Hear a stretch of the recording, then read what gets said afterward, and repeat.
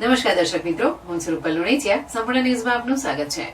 થરાદ તાલુકાના 6 ગામોના પરિવારોને તાલુકા વિકાસ અધિકારીની અધ્યક્ષતામાં આજે તાલુકા પંચાયત કચેરી ખાતે તાલુકાના 45 લાભાર્થીઓને પ્લોટની ફાળવણી અને સનદો આપવામાં આવી હતી અને વિચરતી વિમુક્ત જાતિના લોકોને કરિયાણા કીટ આપવામાં આવી હતી.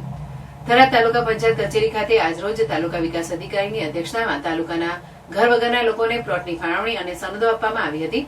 તાલુકા વિકાસ અધિકારીએ જણાવ્યું હતું કે 6 માર્ચના રોજ પ્રાંત અધિકારીની અધ્યક્ષતામાં લેન્ડ કમિટીની મીટિંગ રાખવામાં આવી હતી, જેમાં 6 તાલુકાના લાભાર્થીઓને અરજીઓ આવી હતી.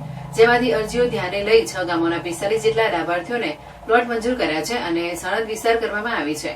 પ્લોટ વિતરણ કાર્યક્રમ બાદ રામ મંદિર પ્રાણ પ્રતિષ્ઠા મહોત્સવ અંતર્ગત તાલુકા પંચાયત ખાતે આવેલા દાનમાંથી વિચરતી વિમુક્ત જાતિના લોકોને કરિયાણાની કીટ પણ વિતરણ કરવામાં આવી હતી. દિવાળીબેન વાદીએ સનદોની ફાળવણી થતા જણાવ્યું હતું કે અમે છેલ્લા 30 વર્ષથી છાપરા બાંધી રહેતા હોય અમારો આધાર ન હતો. આજે અમને મફત પ્લોટ સનદોની ફાળવણી કરવામાં આવતા અમારો આખો પરિવાર વહીવટીતંત્રનો આભાર માને છે.